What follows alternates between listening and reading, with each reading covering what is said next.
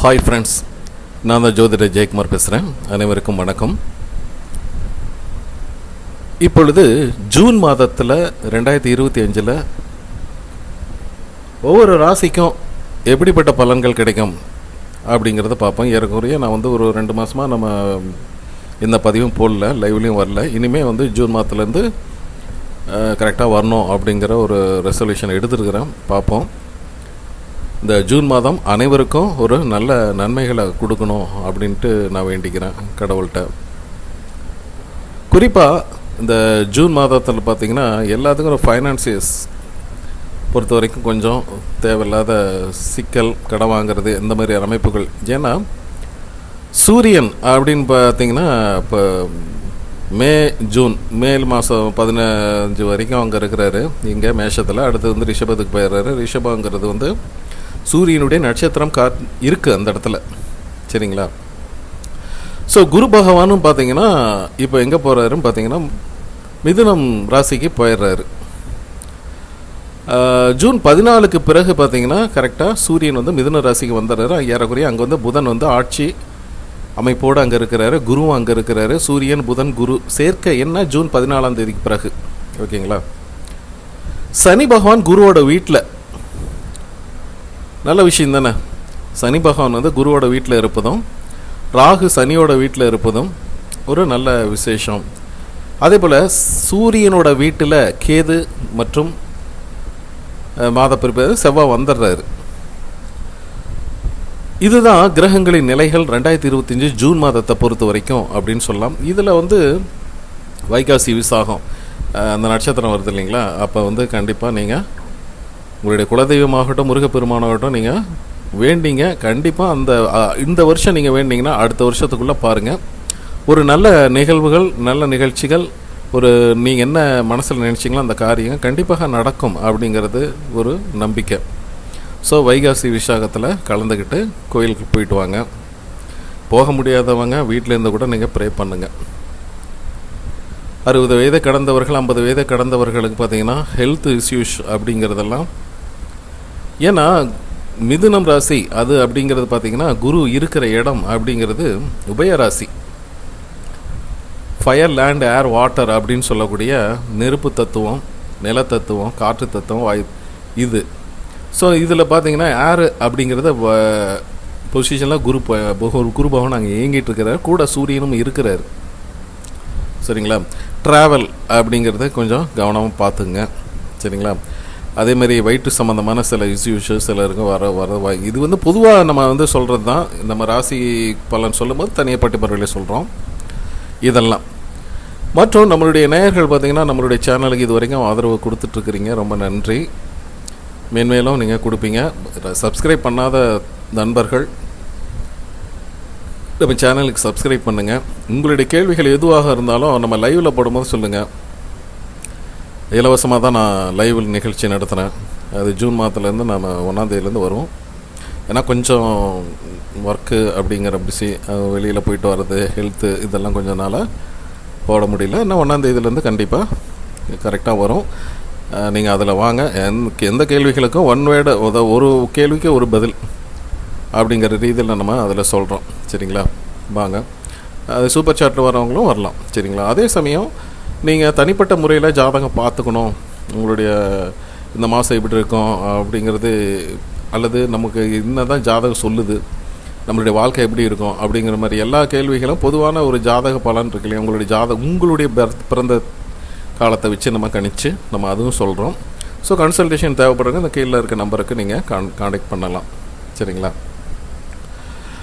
வாங்க, இந்த மேஷம் முதல் மீனம் வரை இருக்கிற ராசிகளுக்கு இப்படிப்பட்ட பலன்கள் அப்படிங்கிறத பற்றி இந்த பதிவில் பார்ப்போம். ஜூன் மாதம் 2025 மிதுனம் ராசிக்காரர்களுக்கு எப்படிப்பட்ட பலன்கள் அப்படிங்கிறத பார்க்க போகிறோம். மிதுனம் ராசி இது வரைக்கும் பார்த்தீங்கன்னா 12ஆம் இடத்துல இருந்த குரு பகவான், அதாவது உங்களுக்கு 10ஆம் இடத்து அதிபதி குரு பகவான் 12ஆம் இடத்துல இருந்தார்.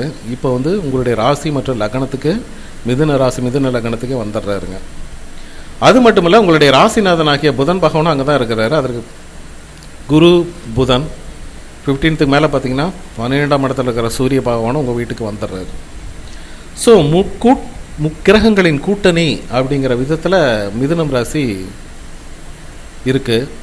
இருந்தாலும் என்ன, குரு இருக்கிறாரு, புதன் இருக்கிறாரு, எதாக இருந்தாலும் ஒரு ஸ்ட்ரிக்டாக இருக்க போகிறீங்க, ஒரு கண்டிப்பாக இருக்க போகிறீங்க.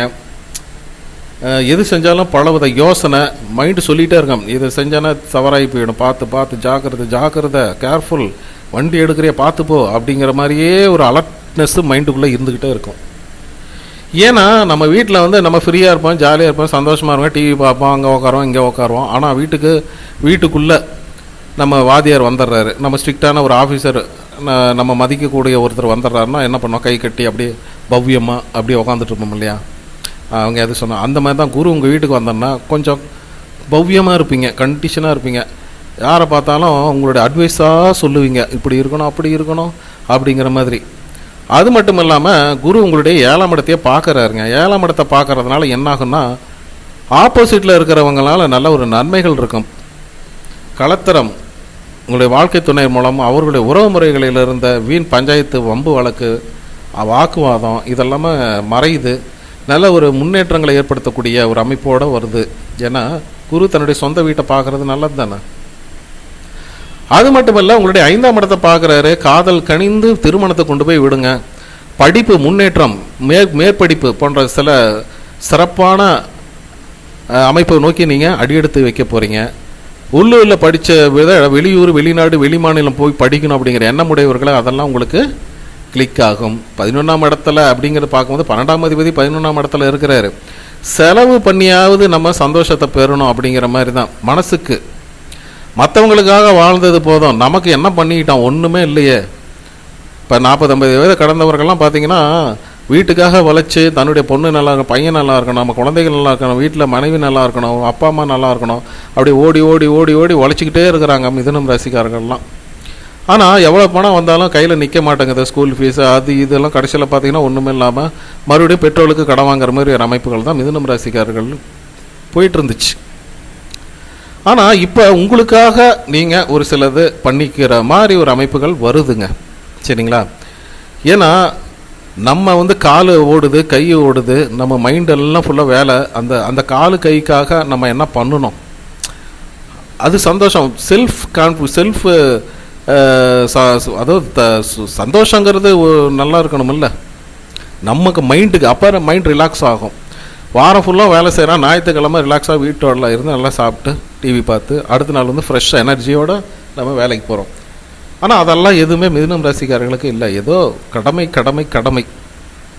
ஞாயிற்றுக்கிழமை கூட 4 பேர் வந்துடுறாங்க அப்படிங்கிற மாதிரி தான் போயிட்டு இருந்துச்சு. இப்போ வந்து உங்களுக்காக வாழக்கூடிய ஒரு அமைப்பு இந்த குரு பகவான் உங்களுக்கு தராருங்க. ஏன்னா 5ஆம் இடத்தை பார்க்குறாரு.